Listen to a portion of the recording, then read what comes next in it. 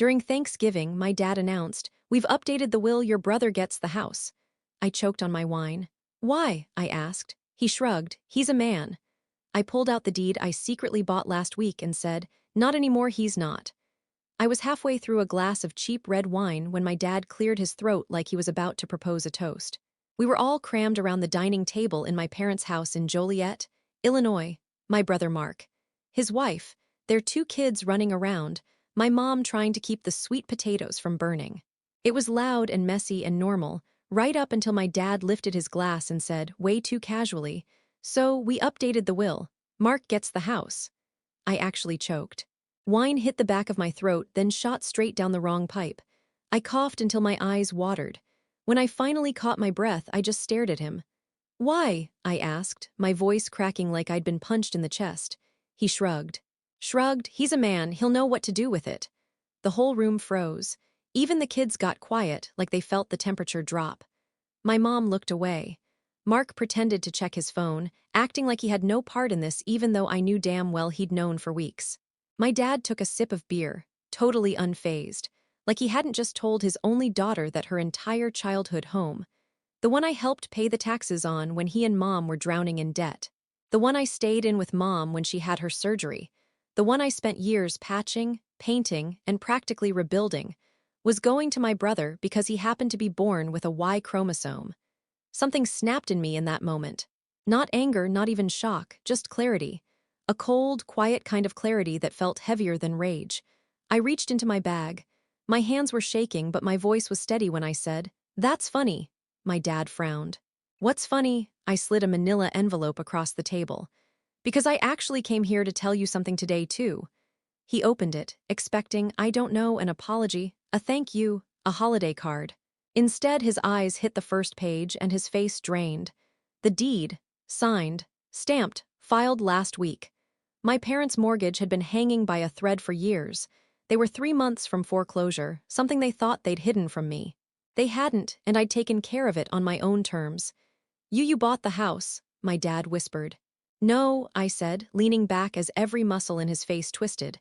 "I saved it, and it's under my name now, 100% mine." Mark sat forward. "Wait, what the hell did you do?" My dad looked like he might explode.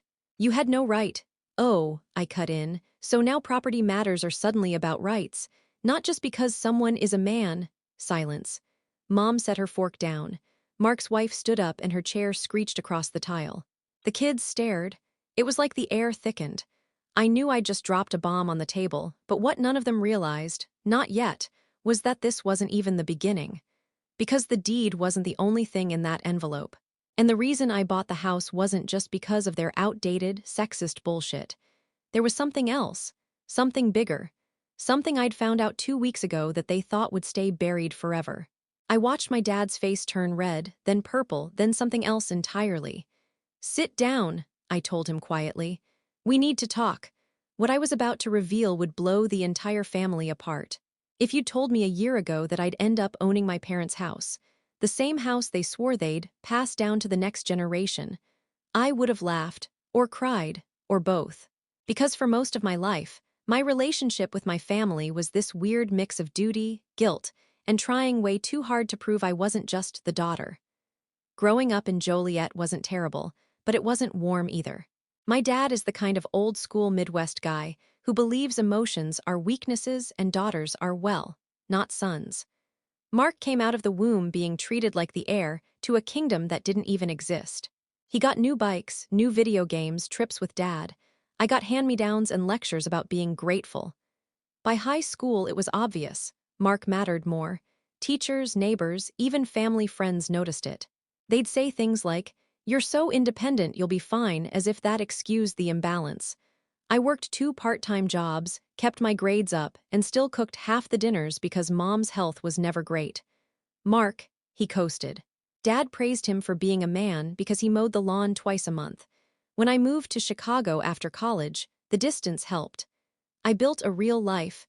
Good job, good apartment, friends who didn't treat me like a backup generator. But every time something went wrong at home, I was the one they called. Mom's procedure. I took a week off work. Dad's busted water heater. I paid for it. Property taxes overdue. I covered them because the alternative was losing their house. And even then, Dad acted like I was just helping the family, while Mark was simply busy. Of course, they never mentioned the mortgage trouble. They must have thought I was too wrapped up in my life to notice. But when I went home in October because Mom had a dizzy spell, I found a stack of unopened letters on the counter, final notices from the bank. They were 3 months away from losing everything. I confronted Mom first. She broke down and told me they were drowning. Dad refused to pick up extra shifts, and Mark couldn't contribute because he and his wife had just bought a new SUV. I remember standing there, looking at the papers, realizing the house, the place I'd once imagined inheriting, the place I'd practically kept running, was slipping away because the men in the family assumed someone else would fix it. So I did. I made some calls, talked to a lawyer friend, looked over the numbers. It wasn't easy, but I had enough saved to pull it off. I met with the bank the next week and bought the house outright, titled solely in my name, not to be petty. Not for revenge, at least not at first. Originally, it was just survival. For my mom. For my younger self who'd spent years patching leaking windows while Mark played Xbox. And I wasn't planning on telling them. Not right away. I figured I'd wait until the foreclosure panic hit, then step in quietly. But 2 weeks before Thanksgiving, something happened. A phone call. A conversation. A piece of information that cracked everything open and made the deed necessary, not optional.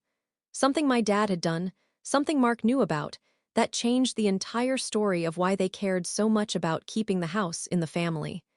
Something they never expected me to find out. And once I did, the betrayal hit me like a fist. 2 weeks before Thanksgiving, I got a call at work from a number I didn't recognize. I almost let it go to voicemail, but something in my gut told me to pick up. "Is this Emily?" a woman asked, her voice tight, nervous. "Yeah, who's this?" "This is Linda. I'm your parents' neighbor. I wasn't sure if I should call, but your mom gave me your number once. She said if anything ever seemed off with the house, I should let you know." My stomach tensed. "What's going on?" She hesitated. "There was a man out front yesterday. He said he was doing a walkthrough because the property was tied to an upcoming transfer. He was measuring the lot, taking pictures. He mentioned your dad and brother were finalizing things soon." I felt the blood drain from my face. "A transfer for what?" "I don't know," she said softly, "but he kept saying your brother's name. He said the property would be in his possession before Christmas." I thanked her and hung up, my hands shaking. I immediately called my dad. He didn't pick up. I tried again. And again. Nothing. Then I called Mark. He answered on the second ring with that fake casual tone he always uses when he's hiding something. "Hey, Em, what's up?" I didn't bother with small talk. Why is there someone doing a walkthrough of Mom and Dad's house? And why is he talking about transferring the property to you? Silence. Then a slightly annoyed sigh. "You weren't supposed to hear about that yet." My pulse spiked. "Hear about what, Mark?" He gave a little laugh, the kind that always made me feel like I was 10 years old again and bothering him. "Dad's just planning ahead. It's not a big deal." "Not a big deal," I snapped. "They're about to lose the house," he scoffed. "That's not my fault." "No," I shot back, "but you knew about it." He didn't answer, and the quiet felt like a confession. I was standing in the hallway at work, staring out the window at the cold Chicago sky, and something inside me cracked, not from anger, but from the sudden, ugly realization that my own family was moving pieces behind my back. Planning things, signing things, preparing for a future that didn't include me, and maybe that had always been the plan.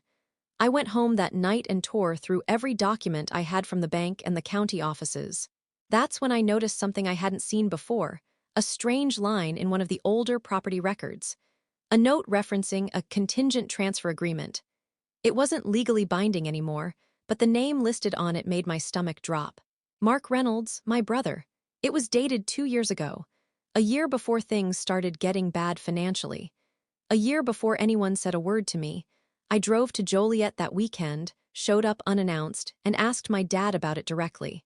He brushed me off, said it was just paperwork, said I was overreacting, said Mark needed stability for his family.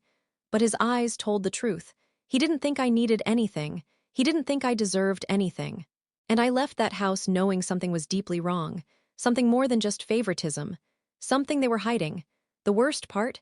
It wasn't just Dad and Mark keeping secrets.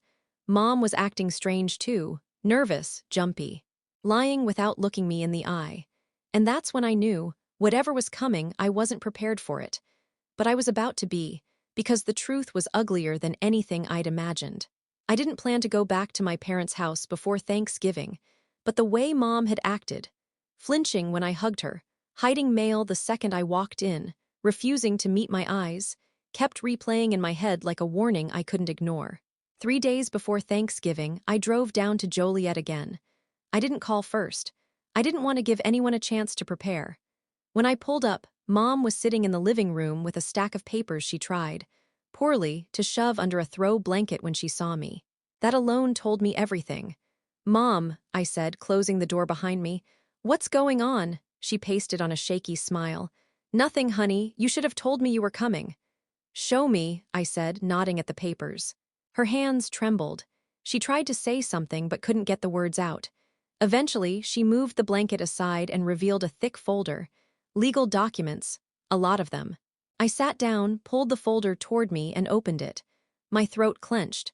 The first page was a petition, signed by both my dad and Mark, requesting a legal transfer of property due to anticipated incapacity. But it wasn't my parents' incapacitation they were talking about. It was mine. The document claimed I had a long-term emotional instability that impacts financial judgment, that I was unreliable with money, that I exhibited patterns of erratic decision-making. They listed examples, completely made-up examples, framed in professional language that made me look unfit to own property or manage assets. My dad and Mark had filed paperwork stating I shouldn't be allowed control over the house or any family property because I was mentally unfit. I felt sick. I flipped through more pages. They'd been building a case for over a year. Anonymous statements from family acquaintances claiming I was impulsive. Descriptions of me lashing out when stressed. A note claiming I'd once threatened to abandon the family. I'd moved to Chicago for work. They even twisted the times I'd paid their bills into financial instability because I took on burdens beyond my capacity. It wasn't just favoritism. They were trying to legally cut me out. Permanently. My voice cracked. "Mom, did you know about this?" Mom burst into tears. "Your father said it was temporary. He said Mark needed security. He said you wouldn't understand." "Understand what?" I snapped. "That they're trying to declare me incompetent." She shook her head hard, sobbing. No, it's not like that." I slammed the folder shut. "It's exactly like that." My dad chose that moment to walk in the front door. He froze when he saw the open folder on the coffee table. His jaw tightened. "You shouldn't be here." "Why?" I said, standing. "Afraid I'll find out you tried to take away my legal rights because Mark wanted the damn house." His face twitched, and for the first time I saw fear in his eyes. He wasn't afraid of me, he was afraid I'd found out too soon. "You were never supposed to see those," he said quietly. "That's the problem," I shot back. "You think you get to decide what I'm allowed to know." He stepped closer, lowering his voice like he was still in control. "This is family business, Emily. You don't belong in the middle of it." I laughed short and ugly. "You mean I don't belong at all?" His silence confirmed it. My dad wasn't just favoring my brother, he was erasing me, on paper, in reality. In every way that mattered. And the worst part was, this wasn't even the biggest shock. Because buried in that folder, at the very bottom, was a single sheet that explained everything. Something my dad and brother had done years ago. Something tied to the house. Something that changed everything I thought I knew about our family. I didn't sleep that night. I sat in my apartment in Chicago with the folder spread across my kitchen table, the papers glowing under the cheap overhead light. Every time I reread a sentence, emotionally unstable, unfit for property management, pattern of erratic behavior, my chest tightened all over again. But the real punch to the throat was the last page I hadn't let myself process yet. It was a notarized statement, signed by my dad and Mark, agreeing that once the property was transferred to Mark, he would immediately refinance it to access equity to cover an old debt, a debt connected directly to my name. A debt I never knew existed, a debt they had created. It took me a few hours and several deep breaths to piece it together. When I finally understood, it felt like the floor dropped out from under me. They had used my social security number, years ago, to open a line of credit. Without my permission, without telling me, they made minimum payments for a while, then let it fall into delinquency. Since my credit had been decent back then and theirs was tanking, it stuck to me. And they wanted the house transferred to Mark so he could pull equity and pay it off quietly before I discovered it. That was why they were so desperate for him to have the property. That was why they were building a legal case to make me look incompetent. That was why they couldn't let me near the paperwork. Not favoritism, not tradition, self-preservation. They had committed identity fraud against their own daughter and planned to cover it up by erasing me from the house entirely. I stared at the documents until the words blurred. Then something inside me clicked into place, a cold, organized clarity I hadn't felt before. Not panic, not rage, purpose. If they wanted to play legal games, I could play them better. I took a long breath, got up, and opened my laptop. First, I called a lawyer friend, real estate and probate attorney. I told him everything. He swore aloud more times in 20 minutes than I'd heard him swear in the decade I'd known him. He told me exactly what to document, what to screenshot, what to print, and what to put in a fireproof envelope. Then I called a consumer protection attorney. She used a tone that scared even me, sharp, precise, surgical. She told me identity fraud cases involving family are messy, but not impossible, especially when there's a paper trail. And I had the paper trail. She told me not to confront them again until we were ready. Emotion is their tool, she said. Documentation is yours. Next, I pulled up the county property portal and double-checked the records of the deed transfer I completed. My ownership was solid. Their attempt to transfer it behind my back, dead in the water now. Then I started building the plan. The coldest plans come from the hottest betrayal, and this one practically wrote itself. One, secure everything. I froze my credit, placed fraud alerts, and locked every financial account I had. 2, notify the bank. I let them know I was the sole property owner and instructed them to reject any inquiry or attempt to modify the mortgage. 3, prepare legal filings. My attorney helped draft a cease and desist addressed to both my father and brother. 4, collect evidence.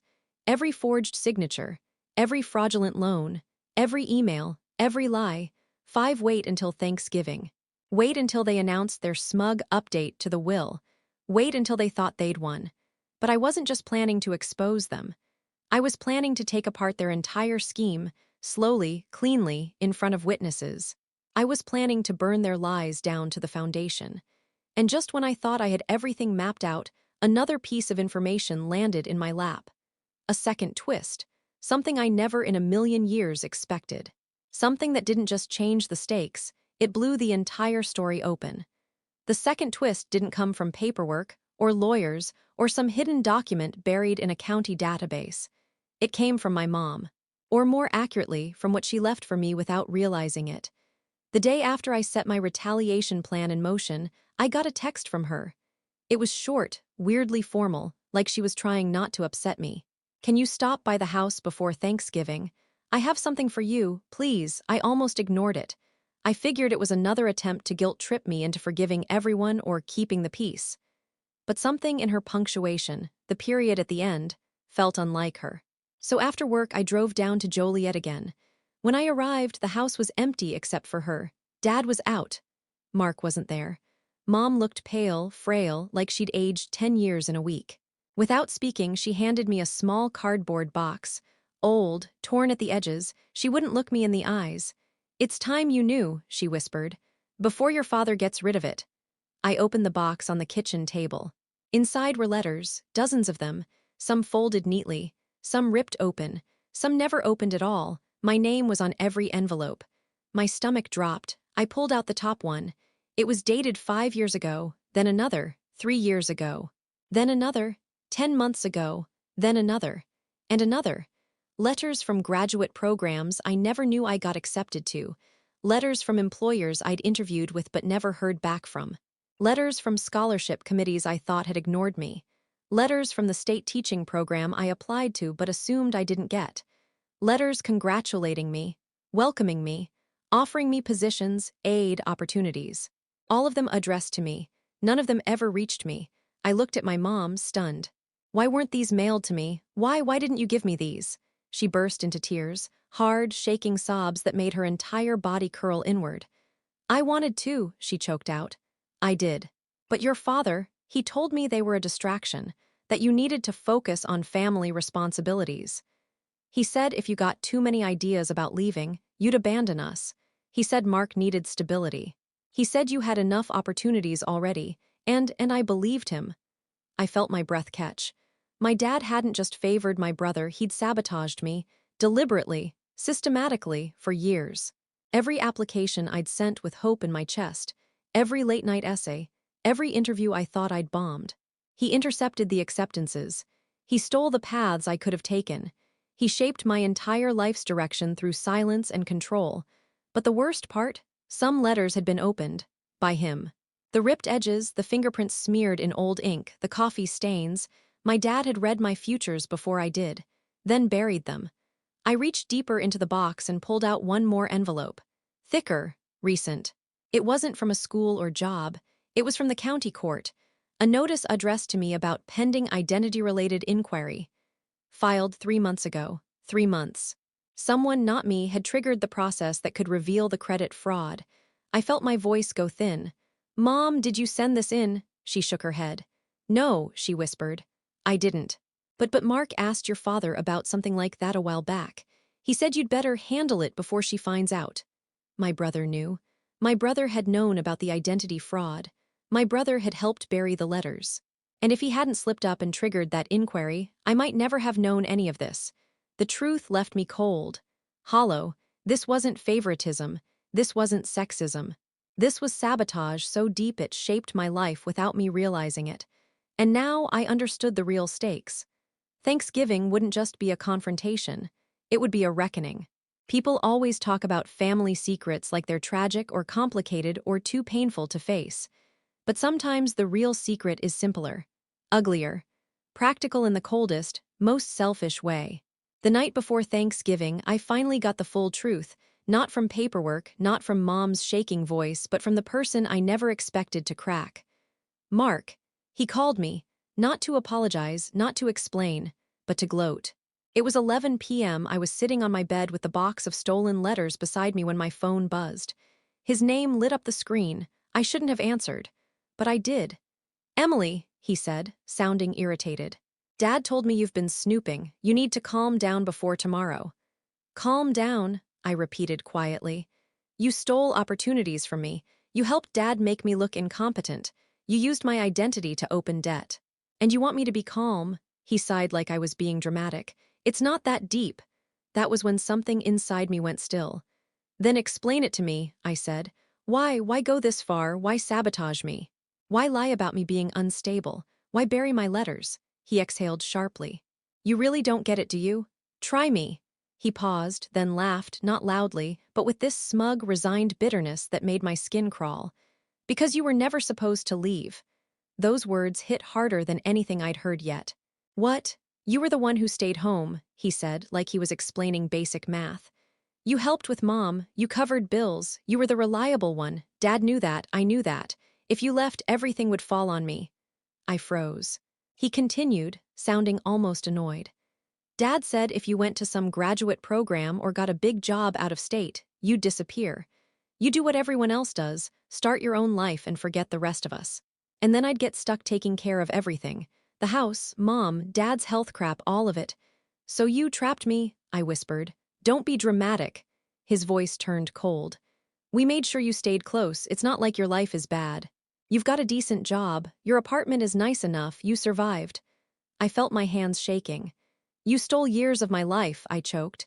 "You survived," he repeated firmly, like that was supposed to comfort me. "That's why Dad says you'd understand someday.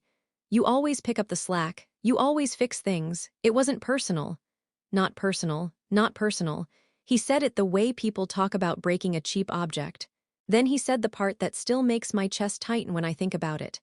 "Dad told me a long time ago, she's built for responsibility. You're built for opportunity." I closed my eyes, swallowing bile. He kept going. "He said if you got too much freedom, you'd stop being useful. And if I didn't get the house, I'd never have the stability to build anything for my own kids. So yeah, we stepped in. We controlled the situation. We did what we had to do to keep the family afloat. Keep the family afloat. By sinking me. The truth was finally clear. My father didn't sabotage me because he hated me. He sabotaged me because he needed me. Needed me small, needed me nearby, needed me stuck. I wasn't the disposable child. I was the tool. Mark wasn't the chosen one. He was the investment. And together, they'd built their entire future on my back, counting on me to never find out. But I had. And tomorrow, at Thanksgiving, in front of the whole family, I wasn't going to confront them. I was going to end it.